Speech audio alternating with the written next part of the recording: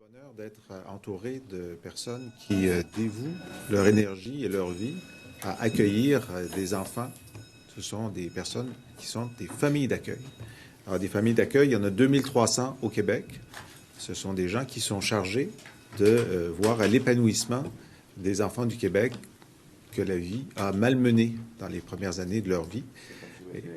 Et ces parents demandent d'être mieux reconnus lorsque des décisions sont prises par des juges quant à l'avenir de ces jeunes. Pour l'instant, lorsqu'il y a une décision, une recommandation de la Direction de la protection de la jeunesse pour déplacer un jeune qui est dans une famille d'accueil ou la retourner à sa famille biologique, les familles d'accueil n'ont pas droit au chapitre. Ils ne sont pas entendus pour donner leur propre version des choses ou faire une suggestion au juge. Et donc, le juge n'a pas accès à cette partie de l'information.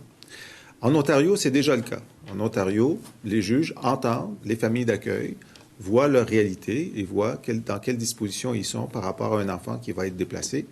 Et nous, au Parti québécois, on pense que c'est une revendication qui est de bon sens. Ce sont des personnes qui connaissent l'enfant en question, qui ont vécu avec l'enfant pendant des années et qui ont quelque chose de légitime à dire. Ensuite, ce sera au juge de prendre la décision en fonction des intérêts de l'enfant, bien sûr. Alors, aujourd'hui, je déposerai une pétition. 800 pétitionnaires réclament de la ministre Lucie Charlebois qu'elle insère dans la loi de la protection de la jeunesse cette disposition. On sait que cette loi doit être révisée. Statutairement, cette loi demande une révision périodique et c'est en 2016 que la loi doit être révisée. Il y a plusieurs autres enjeux, évidemment, qui sont liés à la loi sur d'autres questions, comme les centres jeunesse, la question des fugueuses et autres choses. Mais à l'intérieur de cette discussion, il nous semble indispensable d'avoir une discussion sur les droits des familles d'accueil. Alors, j'ai le plaisir de vous présenter Mme Jacinthe Boucher, qui est présidente de la Fédération des familles d'accueil et ressources intermédiaires du Québec. Merci, M. Lisée, de nous avoir accueillis à cette conférence de presse. Bonjour, Jacinthe Boucher, présidente de la FARIC.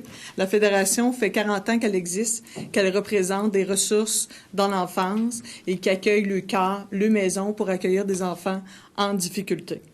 Pourquoi qu'on est ici aujourd'hui? Pourquoi qu'on dépose une pétition? C'est que, dans le fond, présentement, comme M. Lisée l'a dit, il y a une modification de la LPJ, une modification quinquennale, qui doit être faite, parce que présentement, les familles d'accueil n'ont pas le droit de donner avis ou d'opinion lorsqu'il y a un placement chez une famille d'accueil. Le problème qui se pose au quotidien, c'est que souvent, on voit beaucoup de déplacements d'enfants au cours de sa vie de placement. Et que si la famille d'accueil aurait été considérée son opinion autant par le DPJ ou par un juge, peut-être qu'on aurait évité des déplacements d'enfants. C'est que nous, on ne comprend pas pourquoi la LPJ du Québec, il n'y a pas de modification comme celle de l'Ontario, qui dit en Ontario que quand un enfant fait 6 mois consécutifs qui est dans sa ressource, elle devient partie à vie au dossier. C'est que ça éviterait beaucoup de déplacements. Fait qu'il y a plus que 800 familles d'accueil. Nous, on représente 2300 membres, des ressources, qui fait des années, qui accueillent des enfants en difficulté. Et vous savez qu'un enfant qui est plus souvent qui est changé d'une famille d'accueil à l'autre, c'est après pour lui très, très difficile d'être en mesure de s'investir dans cette ressource. C'est que nous, on est vraiment là pour le bien-être des enfants et le vivre avec au quotidien des enfants, c'est les ressources qui le vivent et présentement, sont même pas considérées. On dit partout qu'une famille d'accueil doit être partenaire, mais si on regarde la loi de la protection de la jeunesse du Québec, on n'en fait aucunement mention.